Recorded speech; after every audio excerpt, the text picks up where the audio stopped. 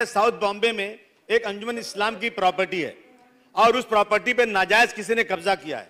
वो प्रॉपर्टी अंजुमन इस्लाम को, अध्यक्ष महोदय, वो प्रॉपर्टी कलेक्टर की प्रॉपर्टी है जो अंजुमन इस्लाम को रेंट पे मिली हुई है और 1 साल 3 महीने से सिर्फ 2 लाइन का जवाब चाहिए कलेक्टर से कि ये प्रॉपर्टी आपकी अंजुमन इस्लाम को दी गई है, दीजिए।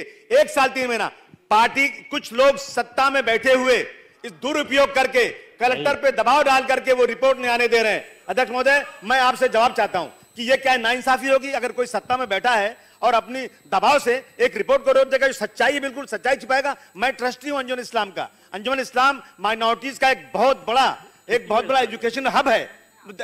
कई 1.25 लाख लोग उसमें पढ़ते हैं, बच्चे पढ़ते हैं और उसकी प्रॉपर्टी कोई भी कब्जा कर लेगा।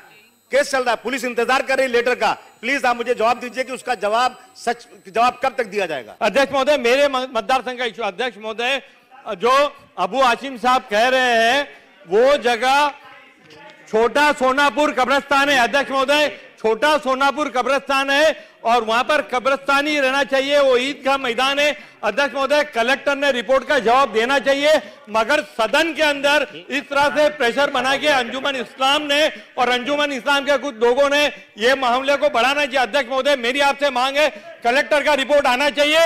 अध्यक्ष नवाब भाई, 1 मिनट, नवाब मलिक साहब 1 मिनट, नवाब मलिक साहब, मेरे मतदार संघ का मामला है। अध्यक्ष महोदय, कब्रिस्तान का मामला है, वो चीज कब्रिस्तान और ईदगाह मैदान रहना चाहिए, उसमें किसी का कब्जा होना नहीं चाहिए। अध्यक्ष महोदय, सदस्य अबू आसिम साहेब, सन्मान्य सदस्य अमीन पटेल साहेब यांनी जे मुद्दा उपस्थित केलेला आहे, निश्चित रूपाने त्याच्याकडे सरकार लक्ष देईल। मायनॉरिटी इन्स्टिट्यूशनला जागा देण्यात आली, तो करार त्यांचा संपलेला आहे की नाही, आता तिकडे मदरसा मस्जिद आहे, त्यांच्या नोंद हे वक्फ बोर्डकडे झालेली आहे काय, हे सगळं तपासून जे सत्य परिस्थिती असेल याची माहिती पत्रावर ठेव।